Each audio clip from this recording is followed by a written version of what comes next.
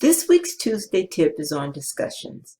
We address strategies for how to prepare discussions that invite responses, conversation, reflections, and we hope ignite new ideas, new insights.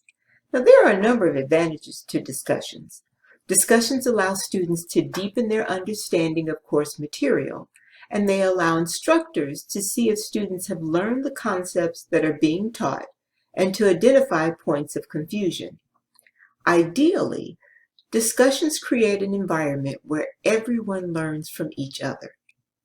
In that spirit, this week's tip has a twist. The eLearning team divided into groups of two and had a discussion on discussions. Each team then shared an insight from that conversation. We hope you enjoy.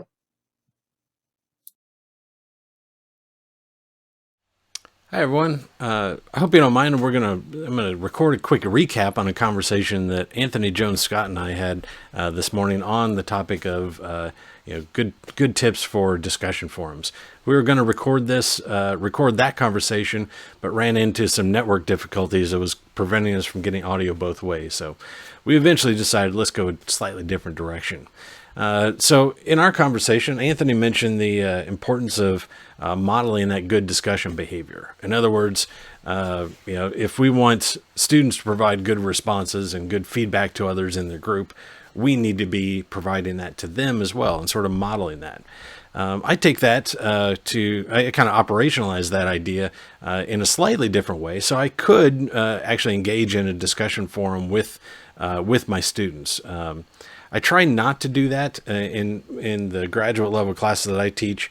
What I try to do instead is to use my voice to summarize and sort of help everyone know what's going on within their discussion group. So I'm usually teaching a class where I've taken the discussion forums, broken them down into smaller groups so that students are interacting with 4 or 5 others that they know from class. And then my role then is to look across all of those discussion forums, try to bring out some high points, and present those back to the students. So I participate in the discussion forum in that particular manner.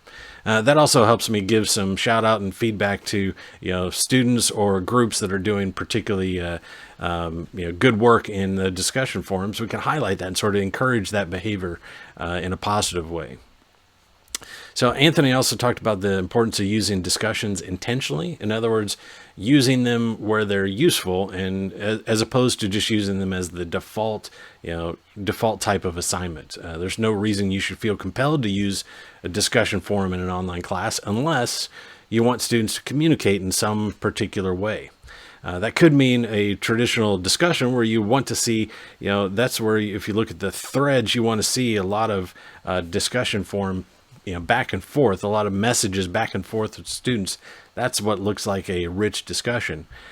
For me in my class, what I'm currently using discussion forums in a little bit of an off-label way. So I use discussion forums quite often just as a place for students to share things that I want them to see their work in the context and compare it to others. So right now I have a group of students who is working on a annotated bibliography. So over a course of a academic term, they keep adding references, annotated references to a particular discussion forum on a topic. And then as they work through the semester, that becomes their annotated bibliography that they can then use as the basis for a follow-up project later in the class. So it's sort of resource building and sharing, a little bit of crowdsourcing that annotated bibliography. So I hope these ideas have helped you think about something you might do differently.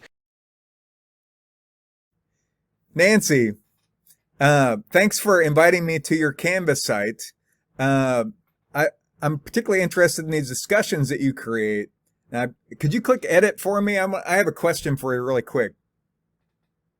I've noticed that you embed lots of video and images, assignments within your discussion, and I'm struggling with that. When I typically add things, clicking on buttons in that toolbar where your cursor is.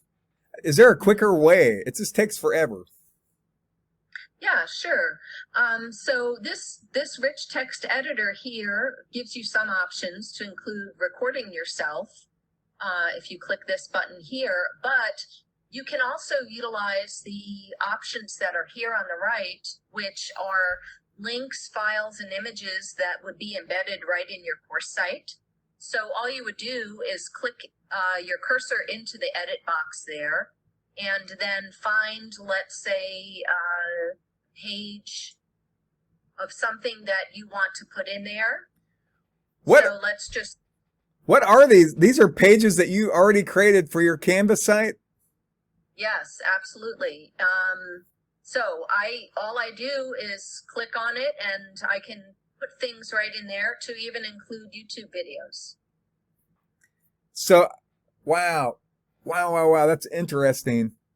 And so that's every page that you've created for your Canvas site already. What were the other options up there? You got to show me those. Yeah, so you can put files, so any files that I have loaded in the course site itself, and these little arrows here allow you to open each of those items, and also images. So I've got some images, or you can even upload a new image to go into this space, but again, all you need to do is put your cursor there, and you can click an image and it shows up in there, and you just press save and you're good to go. Ah, that's awesome. That will save me so much time. Well, that's what we need to do, right? Yes. Thank you. You are welcome.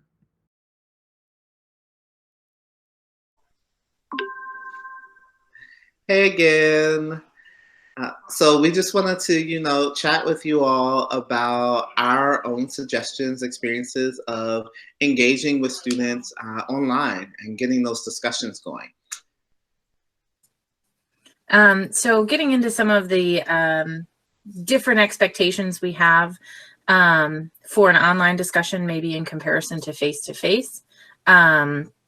We want to be clear with some of our prompts and make sure that our prompts are designed in a way that promotes that engagement, where maybe we wouldn't have to think about that the same way face-to-face.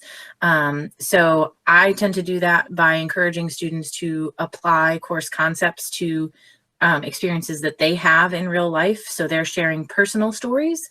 And I find that to be really valuable and enjoyable to read those kinds of posts. Darrell?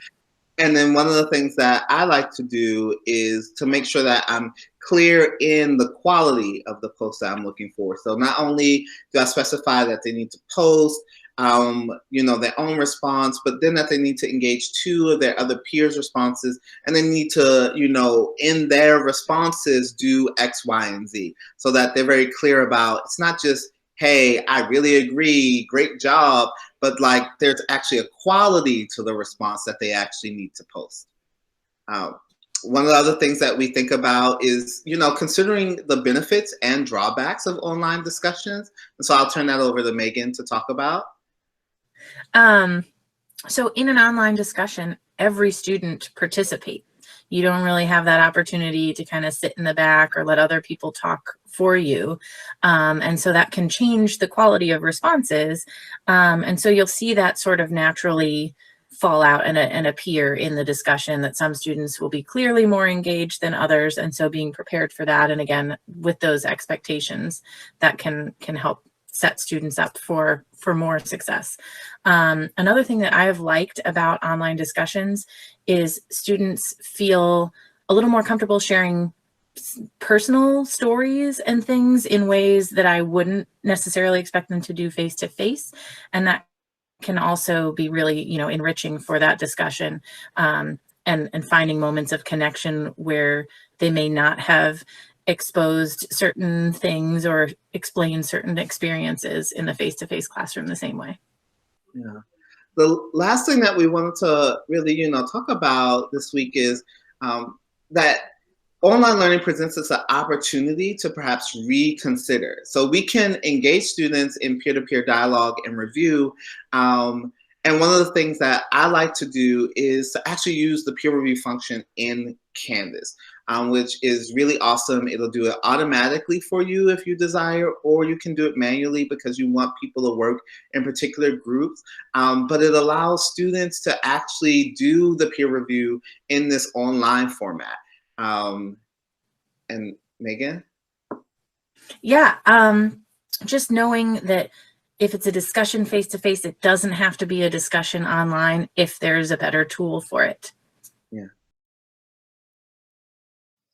When you're creating a group discussion, you can edit the discussion, select this is a group discussion, and you can choose an existing group set or a new group category. You can have Canvas automatically split students into the number of groups desired, or you can choose I'll create groups manually, and you can edit those groups from the People tab in Canvas.